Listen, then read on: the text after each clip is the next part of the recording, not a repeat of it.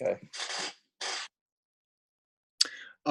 This is the podcast for Multifaith Matters. I'm John Moorhead, and my guest today is Bob Roberts. Bob is pastor at NorthWood Church and in Texas. And Bob and I have known each other for a few years. I had the privilege of serving with Bob on the Multifaith Matters, and it was only a grant project team. We've expanded beyond that, but that was for a 3-year grant.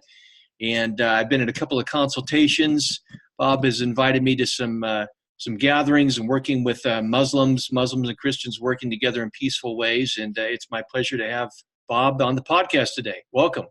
Glad to be here, John. Good to see you today. Well, thank you. It's good. Thank you for carving out the time in a very busy schedule. I don't want to take up too much of your time, but let's start by way of a little bit of your background. Now, you're involved in working with bringing Christians and Muslims together to develop relationships and work together in peaceful ways. But you haven't always been pursuing this kind of approach to ministry. What was your life experience and things that led you to this approach?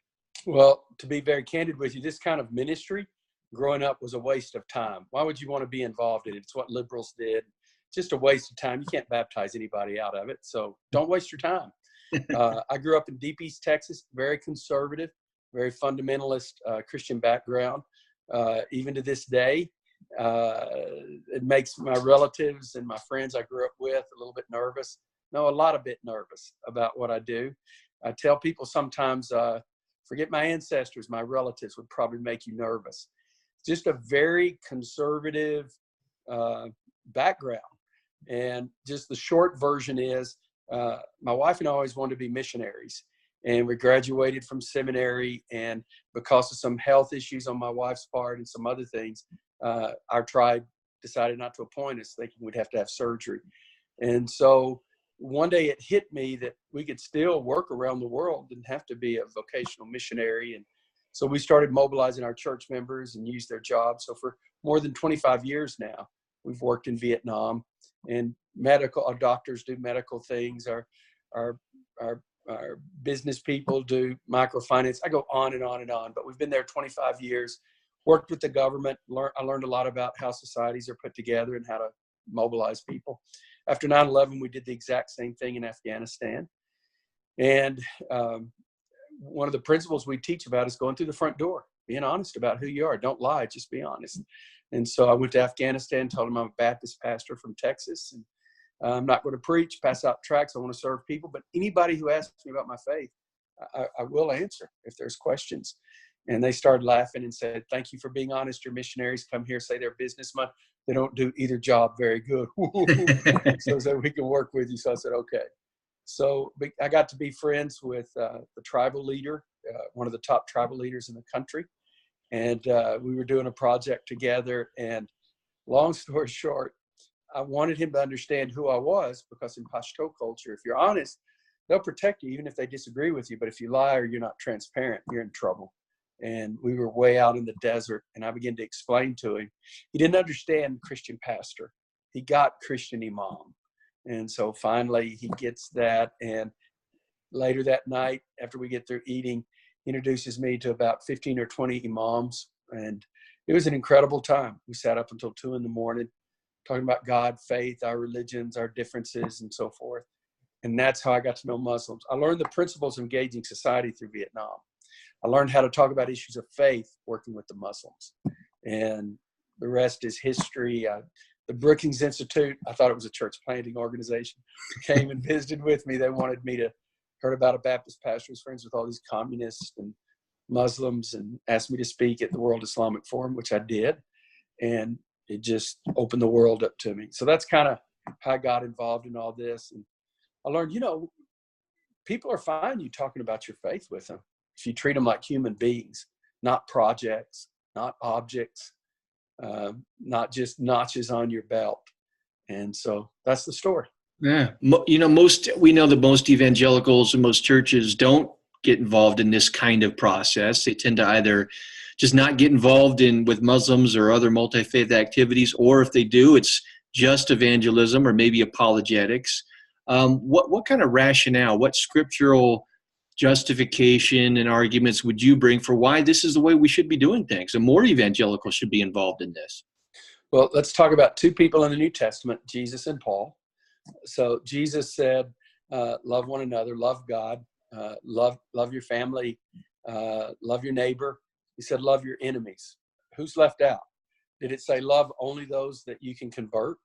Or did it say love them with an agenda of conversion? I want to tell everybody about Jesus, but that love is supposed to be consistent.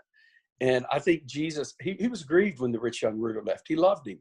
I was once at an event, and there's a Muslim friend that I have who was sitting there. He's a prince of a particular country.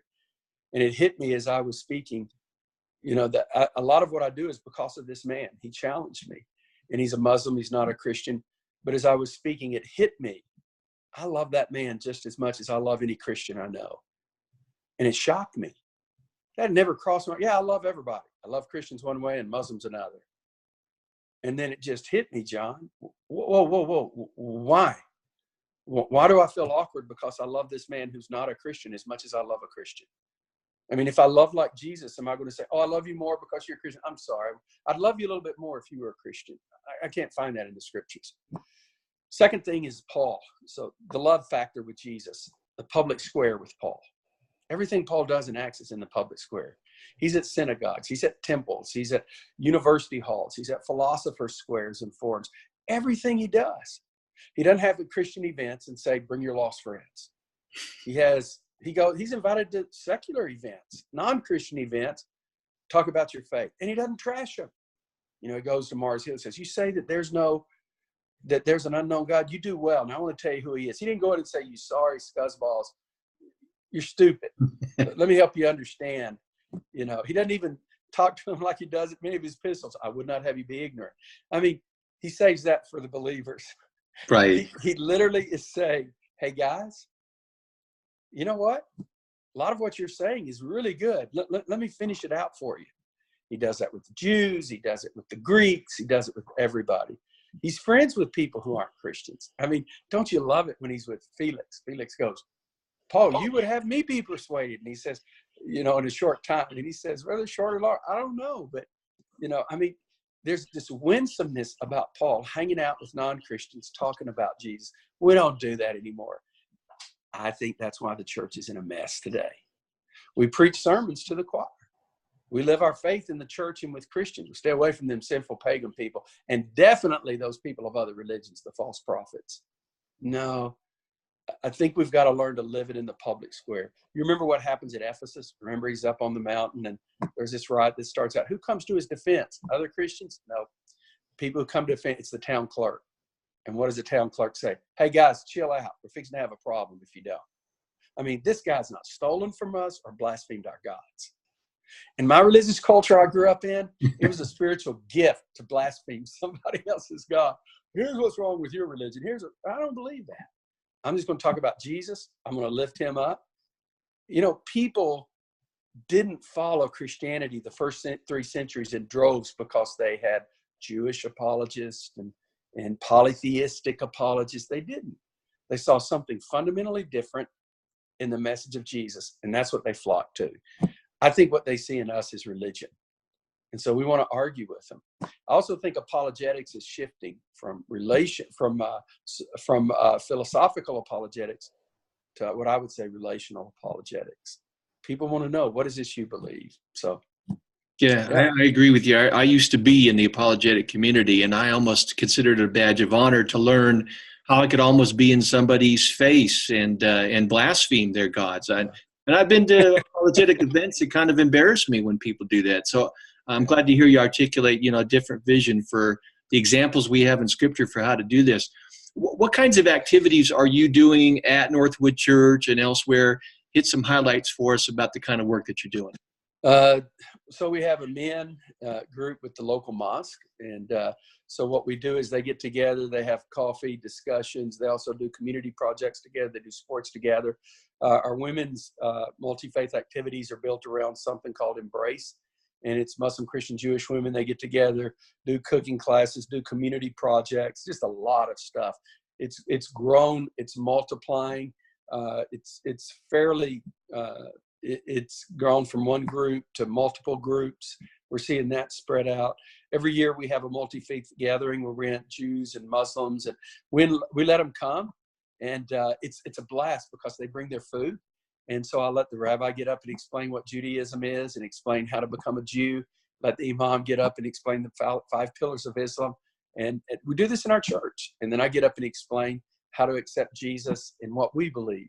And some people would freak out over that. Well, I get to talk about Jesus to more Muslims and Jews than most Christians ever would, inviting your friends that are not Christians. And then we eat together, we build friendships. So we do that.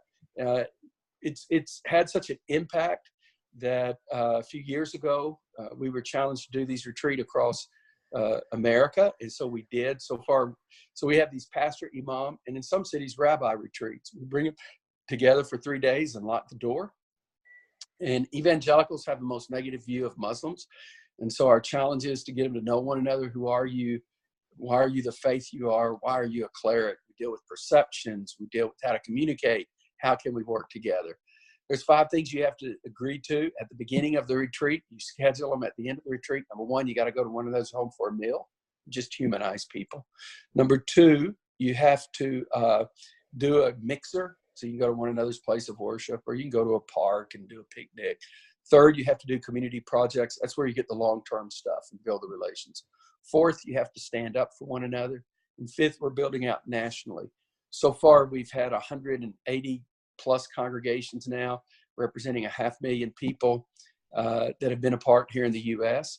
We've done it in Pakistan, Morocco, Emirates. We've been invited to about 20 different countries, and we're just trying to respond as quick as we can. So we're spreading this thing out. As you do that, it opens massive doors in the world. So I'm invited to a lot of human rights issues that involve religion. I'm all over the world dealing with stuff. Sometimes I have to read a whole lot real quick because I'm not an expert. But the reason I'm there is I've become friends with all these Muslims. So it's not a matter of Bob's an expert. It's a matter of we know him, we trust him. And I can't imagine ministry today, John, without pastors, especially millennials, not being deeply tied to people of other faiths. I think mission in the past was me going around the world and doing my Christian thing. I think more and more it's me going around the world with people of other faiths doing our thing together. And I'm lifting up Jesus when I'm doing our thing. So it's not just my project on you. It's as humanity. How do we work together and naturally talk about our faith? It's more organic. It's more natural. It's not industry. It's relationship. So those are some of the things that we're involved in. And there's a lot more, but those are the core things we're doing. Well, so we dream of an institute, John. Oh. You know, if I could find somebody write me a big check, I would love to have it because I've got all these church members that we've mentored, how to use their job to serve around the world, how to serve in society, how to work with other religions. One of these days, we're going to do that. Well, hopefully Texas has got a lot of money in it, so hopefully you can find that big check. I'll be praying for you. Pray hard. Pray hard. Well, so people can get a realistic, down-to-earth picture about what this is all about. What has the response been from your church, positive and maybe some of the challenges? It was super positive at first because I was going all over the world 7 or 8 years ago doing this. But when we started doing it at home, we lost hundreds of members. Hundreds. It was horrible. Impacted us financially, every other way. Guys are doing it now without that much heartache. I think several things have happened. Millennials are coming into places of leadership. They're not as averse to this. People are more open. They realize there's more problems. There's still a challenge. I'm not saying it's going to be a piece of cake, but chances are you're not going to experience what we did. We've come a long way since 2010. America has, good and bad. But a lot of the millennials are more justice oriented. They realize it's messed up. We've got to do something. Now it's good. You know, it's challenging.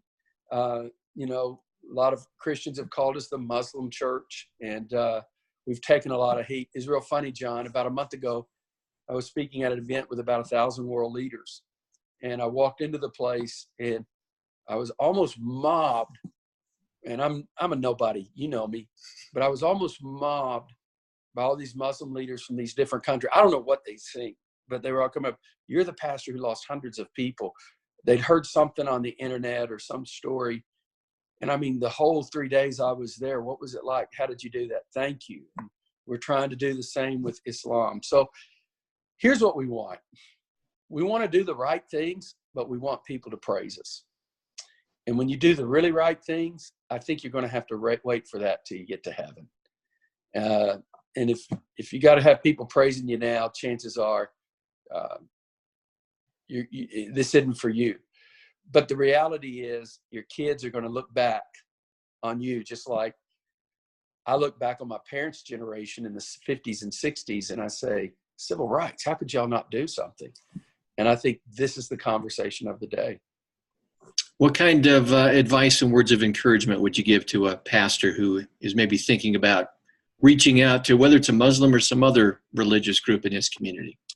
Well, I would say number one, somebody has called me a mystic, and I think they're right. I love to pray. I spend a lot of time with God. I think this is the kind of thing you better be on your face before God, not come up with an action plan. It's going to be more organic than it is industrial. Number two, I'd say the first step is just go meet the local imam or the chairman of the board of the mosque. Sometimes it's easier to meet the chairman of the board of a mosque than the imam, because some mosques are small, and so they may have an imam come in and out. And just say, "Hey, I want to eat lunch with you. I don't understand Islam. I'm a Christian. I know that we have issues, and I want to be in relationship where I can help bring down the tension." I'll be shocked if they don't respond positively to you. They may be suspicious of you at first. I'm Southern Baptist, so I go into the local imams. I said, "Hi, I'm Southern Baptist, and I want to get to know a Muslim in Dallas." Well, I scared the hell out of him. I mean, who are you? What is this? But he's a very close friend now. So I would say the second thing is go get to know him. Third, talk to your people about, hey, I went and got to know this imam. So just start telling stories. You don't have to do it all at once. Then once you tell stories, then invite that imam to come to your church and announce it a couple of Sundays in advance. And don't let him speak. Maybe say hi, but start telling your members, we have a real live imam I've become friends with. He's going to be at church. Pray I preach good. Bring your friends. He'll be here next Sunday. And then after that goes good, then he'll probably ask you to the mosque. Go and just say, we believe as Christians, we're all created in the image of God. And I'm a Christian. I believe Jesus is the way, but I'm here to let you know I love you and I care about you. And then, just gradually ease into it. That's what I would say. I'd say expect some pushback. There will be some, and sometimes the best thing you can do is not argue, because sadly, a lot of Christians read junk, pass off goofy emails. What do you do with all that? But just say, hey, if you view them as your enemy, you're supposed to love our enemies. And I want everybody to know about Jesus. And they're not going to know if we can't be friends. So those are some of the things I would say. I'd say the women are going to be open to this more than the men too. So cooking clubs, things like that, just ease into the water. Good words of advice, my friend. I know you've got this program where you're trying to get pastors involved and connected to develop these relationships with mosques. How would folks get in touch with you, and how can they be part of that? So it's called My Neighbor's Keeper, and me and Imam Majid do it. You can, I'm on Twitter at Bob Roberts Jr., Bob Roberts Jr., and Imam Majid is Imam Majid, IMAMMAGID. We're on Twitter. You can ask me. I'm happy. We've got a local.net website. We're about to redo that whole thing, but you can go visit that website. I'm a pastor at NorthWood Church. You can go there. There's an email address there. If you wanted to get involved, what we're finding, John, we're actually having a lot of people who want to come, but maybe they're not in a big city. So we're going after 50 cities. We've done it now in 13 cities. By the end of this year, we'll be in over 20 cities. But what you can do, like one city, there's an imam and a pastor and a rabbi that they've linked together, and they're going to come to one of the retreats we're doing in another city. So if you want to come, we'd love to have you. You can go at your own pace. Fantastic. If folks want to learn more, we'll have contact information posted with the Skype interview. And if they go to our Telling Stories page at Multifaith Matters, we've got your church there with your story, and you're on our networking page. And we want to do what we can at Multifaith Matters to tell stories like this and promote the good work of pastors like you. So I appreciate you taking the time out to share today. Well, I'm grateful, John, for your work because it's important and it matters. We've got to have a lot of voices out here. And I don't do a good job at the story part of it. And if you can keep telling all of those stories across the country, because a lot of people are doing stuff and we need you. So thank you so much. Well, thank you, Bob, for taking the time. We appreciate it. You bet.